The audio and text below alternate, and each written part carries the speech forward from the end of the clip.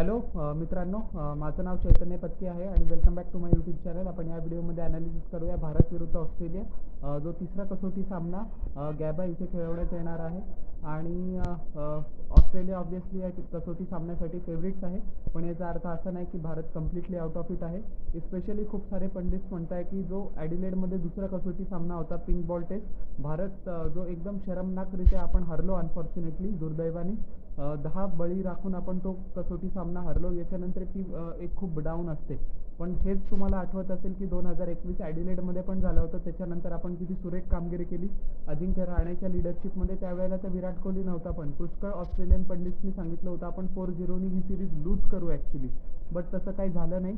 2018मध्ये पण दुसऱ्या कसोटी सामन्यानंतर असं झालं होतं की 1-1नी सिरीज बरोबरी होऊन गेली होती. ऑस्ट्रेलिया दुसरा कसोटी सामना जिंकली होती, बट त्याच्यानंतर असं झालं की पर्थमध्ये आपण मेलबर्न पण जिंकली आणि सिडनी चेतेश्वर पुजाराने मॅग्निफिसंट बॅटिंग केली आणि आपण ती 2-1 अशी सिरीज जिंकली. कुलदीप यादवने फायफर पण घेतला होता, तुम्हाला आठवत असेल तर. ऑलमोस्ट आता त्या गोष्टीला 6 वर्ष होऊन गेलेले आहेत. एनिवेज, आपण रिॲलिटीमध्ये कम बॅक करूया, प्रेझेंटमध्ये कम बॅक करूया.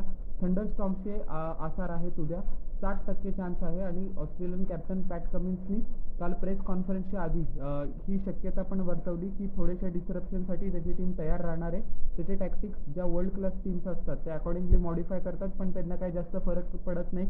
एक्सटर्नल फॅक्टर्स आजकाल प्रत्येक टीम अकाउंटमध्ये घेते काय करायचं आहे काय नाही करायचं आहे. सो माझ्या मते आपण ॲनालिसिस करूया. सर्वात पहिले अगोदर आपल्या लाडक्या प्रिय टीम इंडियाचं आपण बॅटिंगचं ॲनालिसिस करूया. यशस्वी जयस्वालनी पहिल्या कसोटीमध्ये खूप उल्लेखनीय आणि सुरेख बॅटिंग केली, बट त्याचा जो ओव्हर कॉन्फिडंट होऊन गेला त्याला दुसऱ्या कसोटी सामन्यामध्ये नडला. मिचेल स्टार्कला पहिल्या कसोटीमध्ये तो म्हटला होता इट्स कमिंग टू स्लो. याचा अर्थ आपण मराठीमध्ये अनुवाद केला की तू पहिल्यासारखा बॉलर राहिला नाही, तुझा बॉल काही जोरात येत नाही. जो मिचेल स्टार्क ॲक्च्युली खूप फेमस होता त्याच्या प्राईममध्ये, पण दुसऱ्या कसोटीच्या पहिल्या चेंडूवर काय झालं, धाडकन LBW केला मिचेल स्टार्कने. आणि पहिल्या इनिंग्समध्ये त्यांनी त्याचे करिअर बेस्ट फिगर्स काहीतरी 50च्या वरती धावा दिल्या आणि फक्त 50च्या वर धावा दिल्या आणि 6 बळी त्यांनी घेतले, जेणेकरून त्याचा ऑस्ट्रेलियाच्या विजयामध्ये सिंहाचा वाटा होता. सो जयस्वालला ॲक्च्युली त्याचं तोंड काबूमध्ये ठेवावं लागेल. एक असा पण इन्सिडेंट येतोय की जयस्वालनी दुसऱ्या कसोटीमध्ये काहीतरी ड्रेसिंग रूममध्ये इनडिसिप्लिन दाखवलं, ज्याची शिक्षा त्याला टीम मॅनेजमेंट देणार आहे. बट ती शिक्षा ऑब्व्हियसली त्याची कसोटी सामना मिस करायची नसणार आहे. एवढी हार्श पनिशमेंट कोणी देत नाही. बट तुम्हाला आठवत असेल की एका इराणी ट्रॉफी मॅचमध्ये ज्या वेळेला मुंबईचा कर्णधार अजिंक्य रहाणे होता, यशस्वी जयस्वाल ऑपोजिशन बॅट्समनला त्यांनी एक लिमिट क्रॉस करून दिली होती स्लेजिंगमधून, म्हणून अजिंक्य रहाणेने यशस्वी जयस्वालला बाहेर उचकलं होतं. सो त्याच्या ॲटिट्यूडचे किस्से थोडेसे काय म्हणतात कमी हायलाईट होतात, पण जयस्वालला त्याचा ॲटिट्यूड काबूमध्ये ठेवायला लागेल. त्याच्यामध्ये टॅलेंट इमेन्स आहे, बट ते टॅलेंट तो परफॉर्मन्समध्ये पण करतोय, नाही करत आहे असा बिलकुल भाग नाही. बट समजा जर त्याला कन्सिस्टन्सी मेंटेन करायची, ते समजा जर त्याने फालतू स्टेटमेंट दिलं मिचेल स्टार्कला, आता मिचेल स्टार्क एकदम फायर्ड अप होऊन दिलं आणि दुसऱ्या कसोटीमध्ये त्यांनी आपली काय गत केली. सो आपल्या वाचेवर त्याला थोडंसं काबू ठेवावा लागेल. He is a fantastic batsman. Rahul, मी काय म्हणतो की राहुलचं बॅटल ॲक्च्युली त्याच्यासोबतच असतं. His own battle is against his own mind. पहिल्या कसोटीमध्ये त्यांनी उल्लेखनीय प्रदर्शन केलं, दुसऱ्या कसोटीमध्ये he was found wanting. Shubman गिलला पण परफॉर्मन्स करणंच गरजेचं आहे, बिलकुल नितांत गरजेचं आहे. दुसऱ्या कसोटीमध्ये त्याला काही कमाल दाखवता आली नाही. आणि मी शुभमन गिलला तर त्याच्या बॅचमेटचंच एक्झाम्पल देईन, जो आहे पृथ्वी शॉ, ज्याचा 2018च्या अंडर-19 वर्ल्ड कपमध्ये तो त्याचा कॅप्टन होता. पृथ्वी शॉचं करिअर एकदम नोज डाईव्ह कधी झालं, ज्या वेळेला पॅट कमिन्सनी इन स्विंगर टाकला होता त्याला ॲडिलेडला पहिल्या कसोटीमध्ये. रिकी पॉन्टिंगनी इंग्लिश कॉमेंट्रीमध्ये ॲक्च्युली ते प्रिडिक्ट केलं होतं आणि तसंच झालं. त्याच्यानंतर पृथ्वी शॉ इंडियासाठी एकदा पण खेळलेला नाही आणि त्याचं करिअर ॲक्च्युली पिकअप झालं नाही. मी असं म्हणत नाही की ते कधीच होणार नाही, Prithvi Shaw has ample of time. But ज्या वेळेला पृथ्वी शॉला वाटेल की क्रिकेटला त्याला क्रिकेटची गरज आहे, त्यावेळेलाच तो पृथ्वी शॉ टर्नअप होईल. सो शुभमन गिलनी हे पण रिअलाईज करायला पाहिजे की इंडियन क्रिकेटमध्ये रात्र खूप लवकर बदलते. तुम्ही आज प्रिन्स आहात, तुम्ही आज किंग आहात, तुम्ही आज फ्युचर सुपरस्टार आहात, बट एक खराब दौरा. आणि 90sमध्ये आणि 80sमध्ये पुष्कळ वेळेला असं झालं की खूप प्रॉमिसिंग बॅट्समन त्यांचे एक ऑस्ट्रेलियाचा खराब दौरा आणि त्यांचं करिअर ॲक्च्युली संपून गेलेलं आहे. मी नावं नाही घेणार, तुम्हाला ऑब्व्हियसली माहिती आहे ते सगळे कोण आहेत. बट मी असं सांगतो तुम्हाला की आजकालचे जे क्रिकेटर्स आहेत ते compared to 20-25 years ago G generation होती त्यांच्यापेक्षा फायनान्शियली खूप सिक्युअर आहेत. They have money to fall back on. But समजा जर तुमची जागा एकदा टीम इंडियामधनं गेली आणि तुमचा डाऊनफॉल सुरू झाला तर किती पण पैसा तुमच्याकडे आहे, so that won't compensate the amount of shame और the amount of humiliation that you will go through. So असं कोणतं पण हे शुभमन गिलवर नको यायला. He needs to perform. Virat Kohli मी म्हणेल पहिल्या कसोटीच्या दुसऱ्या इनिंग्समध्ये त्यांनी खूप चांगलं शतक ठोकलं.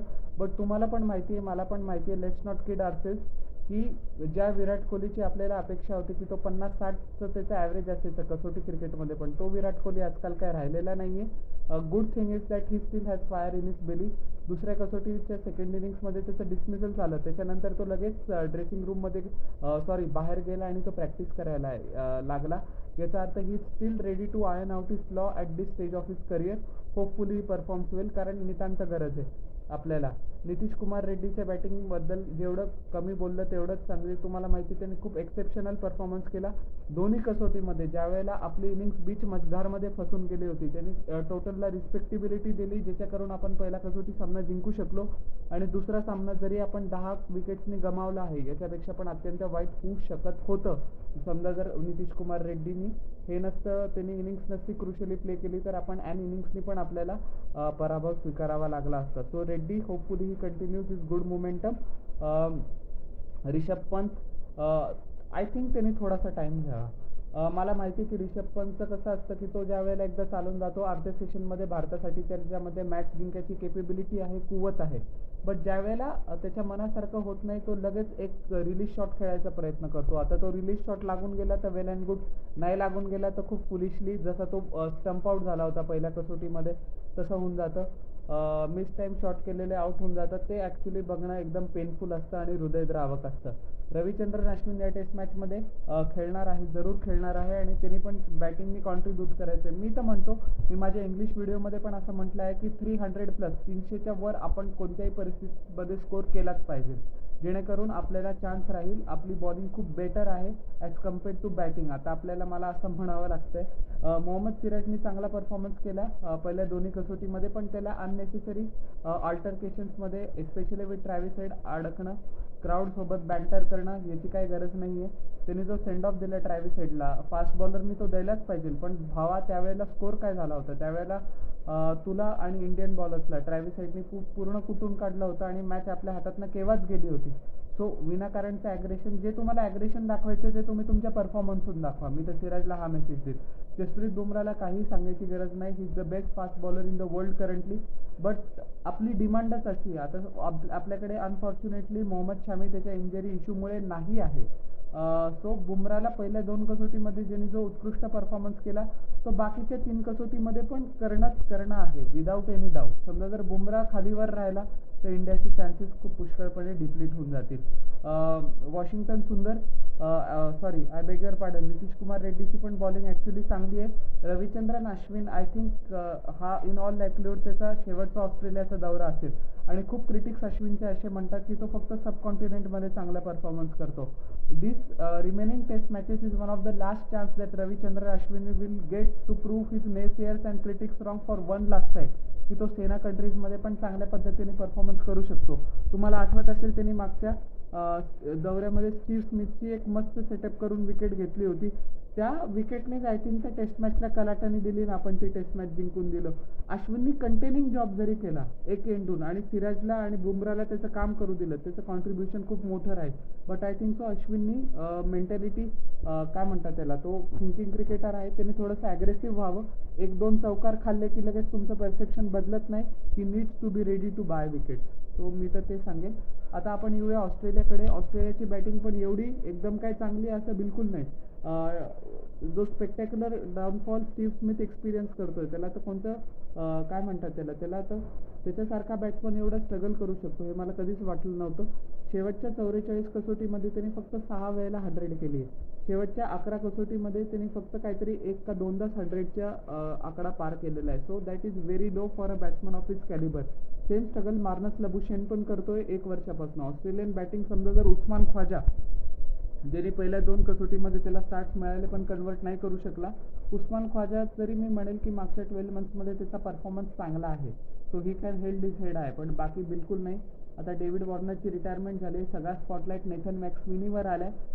पहिल्या कसोटीमध्ये तर जसप्रीत बुमराहने त्याचा पूर्ण धुव्वा उडवला, बट सेकंड कसोटीमध्ये त्यांनी दाखवलं की ऑस्ट्रेलियन सिलेक्टर्सनी एवढ्या कॉम्पिटिशनमध्ये कॅमरून बॅरनकॉफ्ट आहे, मार्कस हॅरिस आहे, मॅट रेनशॉ आहे, याच्यामध्ये याला का प्रिफर केलं मॅक्सविनीला. चांगली कॉम्पॅक्ट टेक्निक आहे आणि त्या इनिंग्समुळे त्याचा कॉन्फिडन्स खूप चांगला झाला असेल. माझ्या मते Mitchell Marsh is also due for a one good innings. Mitchell Marsh असा टाईपचा प्लेअर आहे की तो अर्धा पाऊण तास जरी खेळला तरी पूर्ण टेस्ट मॅचला कलाटणी देण्याची जस्ट लाईक ऋषभ पंत क्षमता ठेवतो. त्याच्या पोटेन्शियलनुसार त्यांनी कसोटी क्रिकेटमध्ये अजूनपर्यंत परफॉर्मन्स केलं नाही आहे आणि होपफुली इंडियन बॉलर्सकडे प्लॅन असतील. एक आपल्या जो काय म्हणतो की काटा असतो आपल्या वेमध्ये, आपल्या रोडमध्ये, तो असतो ट्रॅव्हिस हेड. WTC फायनलमध्ये शतक ठोकलं, वर्ल्ड कप फायनलमध्ये शतक ठोकलं, वर्ल्ड T20 आपण जे ऑस्ट्रेलियाला कम्फर्टेबली हरवलं त्या T20 मॅचमध्ये पण त्यांनी 60पेक्षा जास्त धावा केल्या होत्या. तो ज्या वेळेला इंडिया म्हटलं की ट्रॅव्हिस हेड लगेच नाचून उठतो. Indian bowlers need to have a specific plan for Travis Head. समजा ट्रॅव्हिस हेड एकदा निघून गेला, हे बघा Travis Head is in the form of his life. त्याची जी मेंटॅलिटी आहे ती खूप ए लेवलला आहे. आता समजा जर तुम्ही हे केलं, काय म्हणतात त्याला, wide outside the off stump किंवा ऑफ स्टंपवर 3 स्टंप्सवर 145+ क्लिक्स, स्पेशली जसप्रीत बुमराह आणि मोहम्मद सिराजने त्याला कॉन्स्टंटली तिथे बॉलिंग करायला पाहिजे. ट्रॅव्हिस हेडचं ब्रिलियन्स काय आहे की तो त्याचे 3 स्टंप्स तुम्ही नीट ॲनालिसिस केलेले असतं की एक्सपोज असतात, पण तो ज्या वेळेला बॉल प्रेझेंट होतो तर त्यावेळेला एकदम लवकर पोझिशनमध्ये येऊन फील्ड अकॉर्डिंगली मॅनिप्युलेट करतो. सो एक असा चेंडू लागेल की जो त्याला LBW किंवा त्याचा त्रिफळा उडवेल, जो शॉन मार्शला जसप्रीत बुमराहने टाकला होता, जो slower one round the wicket येऊन लंचच्या लास्ट बॉल अगोदर. तसं काहीतरी थिंकिंग करावी लागेल out of the box to get Travis Head out. Alex Carey चांगली बॅटिंग करतोय ऑस्ट्रेलियाच्या पणे, होपफुली तो तशी कंटिन्यू करेल. आता आपण ऑस्ट्रेलियाची बॉलिंग ॲनालिसिस करूया. बॉलिंगमध्ये स्कॉट बोलंडनी खूप उत्कृष्ट गोलंदाजी केली दुसऱ्या कसोटीमध्ये, बट अनफॉर्च्युनेटली दुर्दैवाने त्याला आता जॉश हेझलवूड इंजरीनी परत येतो आहे स्क्वॉडमध्ये, सो स्कॉट बोलंडला बाहेर बसावं लागेल. Very unfortunate. बोलंडनी खूप छान बॉलिंग केली होती, but it is what it is. Pat Cummins तर खूप उत्कृष्ट परफॉर्मन्स देतोच आहे. मिचेल स्टार्कने स्वतःला रिडीम केलं दुसऱ्या कसोटीमध्ये. आय थिंक यशस्वी जयस्वालनी पहिल्या टेस्ट मॅचमध्ये त्याला ते ॲरोगंटली बोलायला नको होतं. मिचेल स्टार्कमध्ये जी आग लागली दुसऱ्या कसोटीत, त्याने त्याचे करिअर बेस्ट फिगर्स घेतले आणि आपल्याला कम्प्लिटली डिस्ट्रॉय करून टाकलं. So hopefully Mitchell Starc is off the boil आणि गुड पॉझिटिव्ह इंटेंट समजा जर आपल्या ओपनर्सने अगोदर दाखवला, so that can help team India. आणि नेथन लायनला मनासारखा प्रभाव 2 पहिल्या कसोटीमध्ये टाकता आला नाही आहे, बट जसं जसं नेथन लायन्स ओव्हर टाकत जातो त्याची इफेक्टिव्हनेस वाढत जाते. So don't write off Gary, जे नेथन लायनला म्हणतात. सो ऑल इन ऑल माझ्या मते let's not kid ourselves as Indian fans. ऑस्ट्रेलियाच फेवरेट आहे 101%. बट तुम्हाला माहिती आहे की ॲडिलेड नंतर 2021 नंतर पण ऑस्ट्रेलिया फेवरेट होतं. 2018मध्ये पहिल्या 2 कसोटीनंतर पण ऑस्ट्रेलियाच फेवरेट होतं. काय झालं, आपण हिस्टॉरिक विक्ट्रिया अर्जित केल्या, स्पेशली 2021मध्ये. आपल्याला इन्स्पिरेशनसाठी लांब जायची गरज नाही आहे. कॅप्टन रोहित शर्मा, मी विसरलोच, नीड्स टू टर्न अप. शेवटच्या 7-8 कसोटीमध्ये त्याचं ॲव्हरेज ऑलमोस्ट 20 पण नाही आहे यार.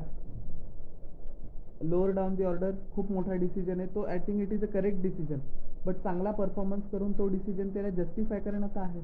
Needs to play well, needs to play out of his skill. So या मी तर तुम्हाला तेच सांगेन की टीम इंडियाला अजून पण चान्स आहे. आपल्याला WTC फायनलच्या होप समजा जर जिवंत ठेवायचे असतील, पल्लवित ठेवायचे असतील, आपल्याला कोणत्या पण परिस्थितीत या 3 पैकी 2 कसोटी सामने जिंकणे, 1 कसोटी सामना ड्रॉ करते तरच आपल्या हातामध्ये आपलं फेट आहे. नाहीतर in all likelihood it is going to be Australia and South Africa battling it out at the Oval for the WTC title. आपल्याला ते नको आहे. 3 कसोटी आपण हरलो, तिथेच आपण मात खाऊन गेलो, बट वेळ अजून गेलेली नाही आहे. आपण चांगला परफॉर्मन्स करू शकतो आणि ऑस्ट्रेलियाला हरवू शकतो, समजा आपल्या प्लेयर्समध्ये सेल्फ बिलीफ असला तर. सो तुम्हाला माझं 3ऱ्या कसोटीचा प्रिव्ह्यू कसा वाटला हे जरूर न चुकता खाली कॉमेंट सेक्शनमध्ये सांगा.